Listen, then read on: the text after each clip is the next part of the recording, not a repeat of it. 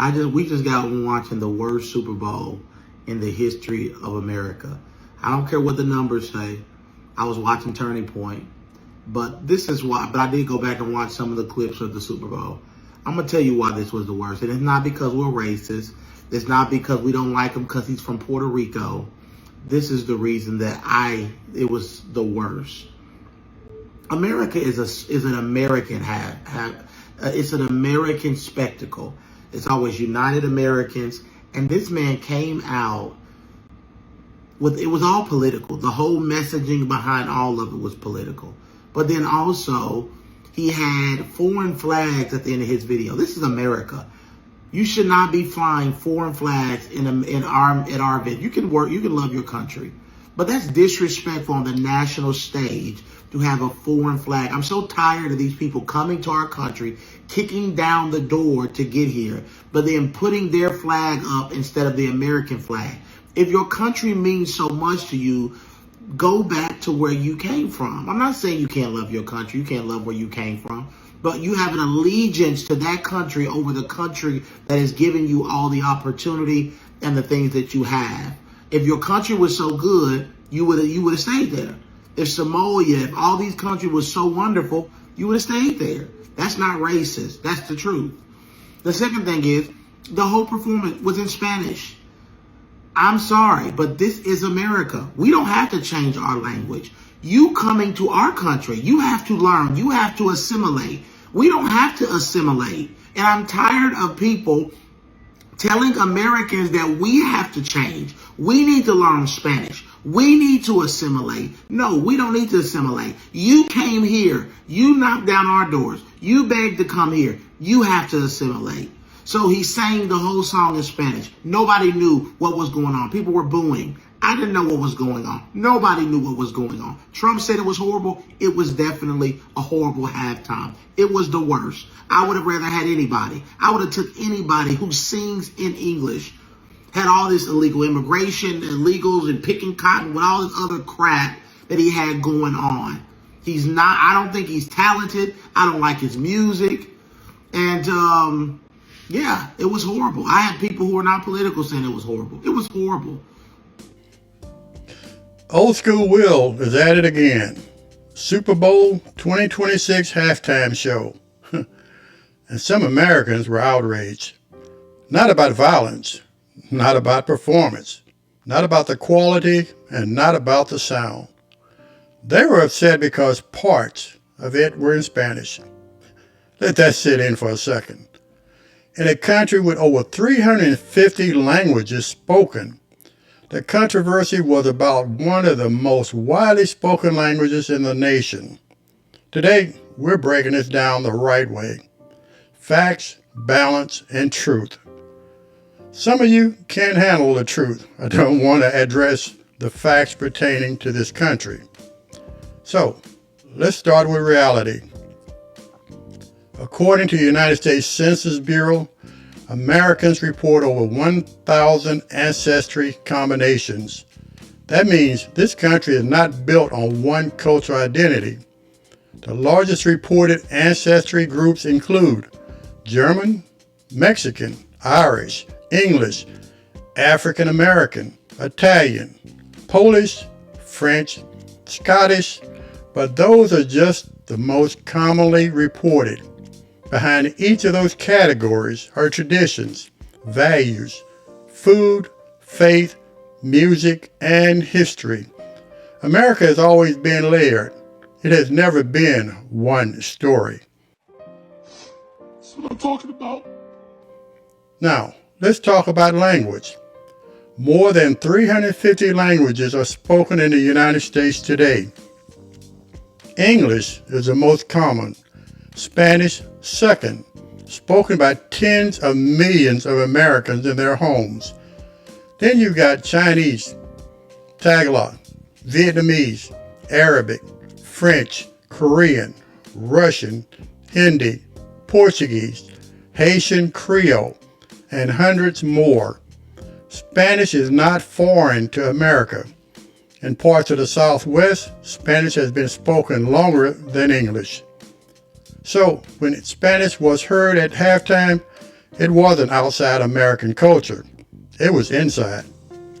Now, let's address the outrage honestly.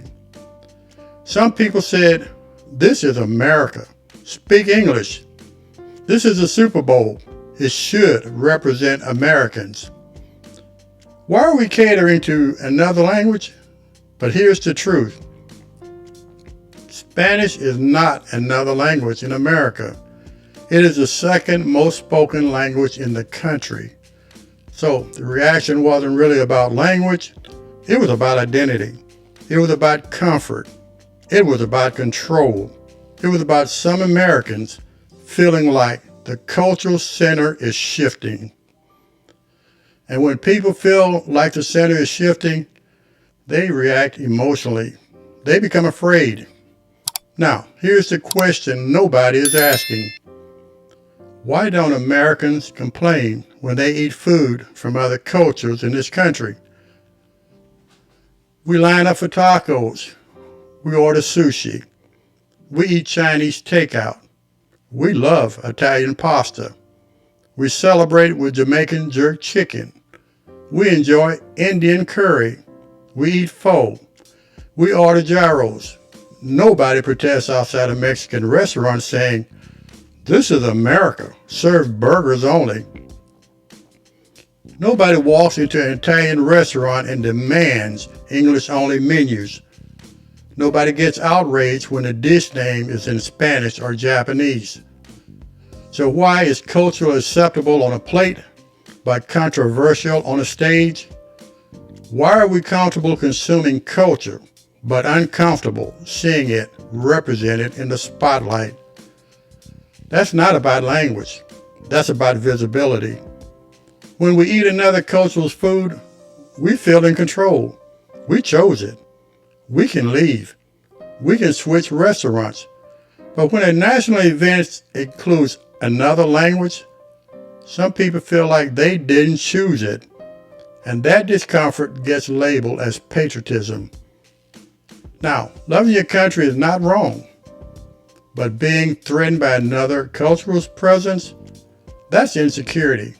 That's not strength. The real problem is in Spanish. The real problem is division. We've confused diversity with displacement. Celebrating multiple cultures does not erase one. Hearing Spanish for a few minutes does not remove English from America.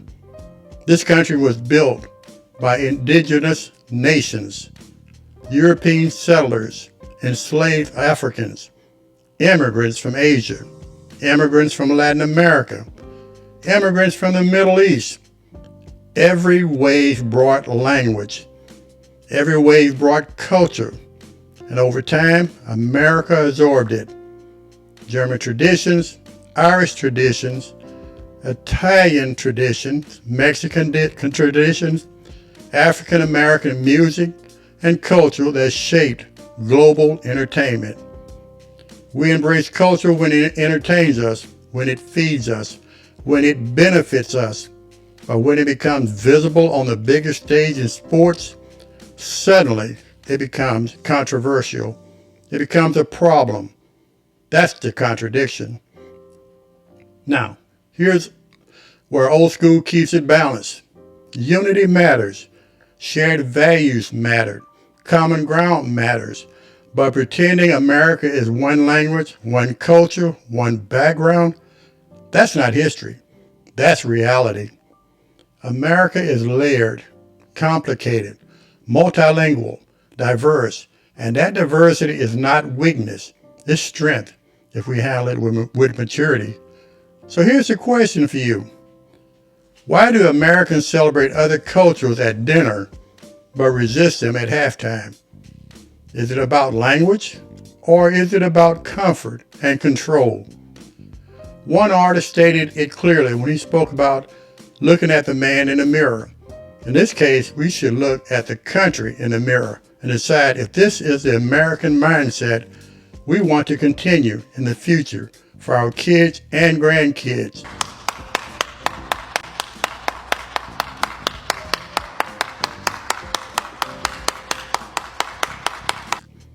So, the ball's in your corner, America. You decide. Drop your thoughts below. Let's have this conversation without tearing each other apart. Y'all stay blessed.